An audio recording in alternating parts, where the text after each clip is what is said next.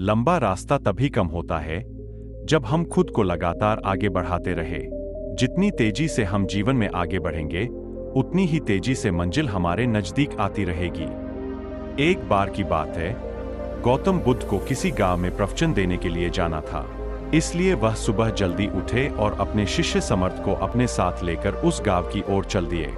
बुद्ध और समर्थ को चलते चलते काफी देर हो गई, लेकिन वह गांव तो आने का नाम ही नहीं ले रहा था। चलते चलते समर्थ थक गया था। वह बुद्ध से बोला, बुद्ध, हमें चलते हुए इतनी देर हो गई, लेकिन अभी तक वह गांव नहीं आया। हम आसपास किसी से पूछ लेते हैं कि गांव कितनी दूरी पर है। बुद्ध बोले, ठीक है, तुम पूछ सकते हो। चलते चलते रास्ते में समर्थ को एक किसान दिखा जो कि खेतों में काम कर रहा था। तभी समर्थ उसके पास पहुंचा और बोला, हमें उत्तर दिशा में जो गांव पड़ता है उस तरफ जाना है। अभी हमें कितना वक्त लगेगा? किसान बोला, बस 2 किलोमीटर है, आने ही वाला है। ऐसा सुनकर समर्थ की जान में जान आई। वह सोचने लगा, चलो ठीक है, कुछ ही देर में हम गांव पहुंच जाएंगे। वह किसान बुद्ध को देखकर मुस्कुराया और बुद्ध भी उसे देखकर मुस्कुराए। समर्थ दोनों के मुस्कुराहट के पीछे छिपे भाव को नहीं समझ पाया। बुद्ध पहले भी उसे गांव में गए हुए थे, इसलिए वह जानते थे कि वह गांव अभी बहुत दूरी पर है। अब चलते चलते उन्हें और देर हो गई। रास्ते में समर्थ को एक अम्मा दिखाई दी जो कि सर पर लकड़ियों का गट्ठा लेकर चल रही थी।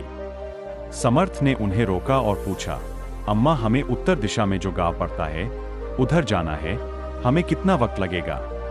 अम्मा बोली, बेटा, बस 2 किलोमीटर दूर है। अम्मा बुद्ध को देखकर मुस्कुराई और बुद्ध भी अम्मा को देखकर हल्के से मुस्कुराए। समर्थ को फिर समझ नहीं आया कि आखिर यह दोनों एक दूसरे को देखकर क्यों मुस्कुरा रहे हैं।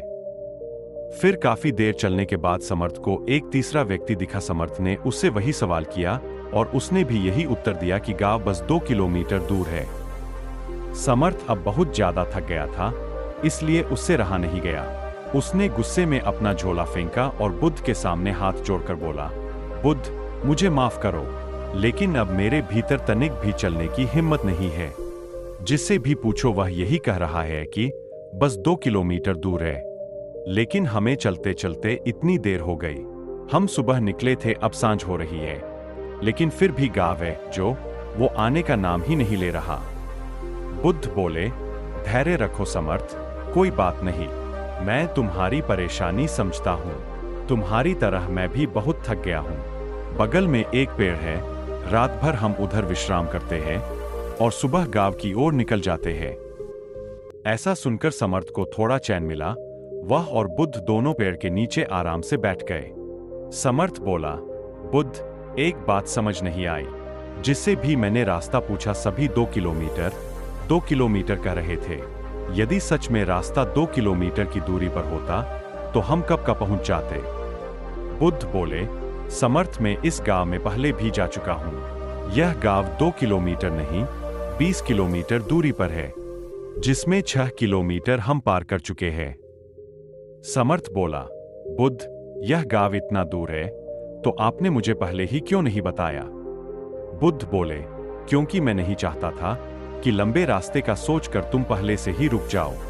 समर्थ बोला, बुद्ध, मैं यह जानना चाहता हूं, वह तीनों लोग जिससे मैंने रास्ता पूछा था, आप उनको देखकर क्यों मुस्कुराए और वह भी आपको देखकर क्यों मुस्कुराए?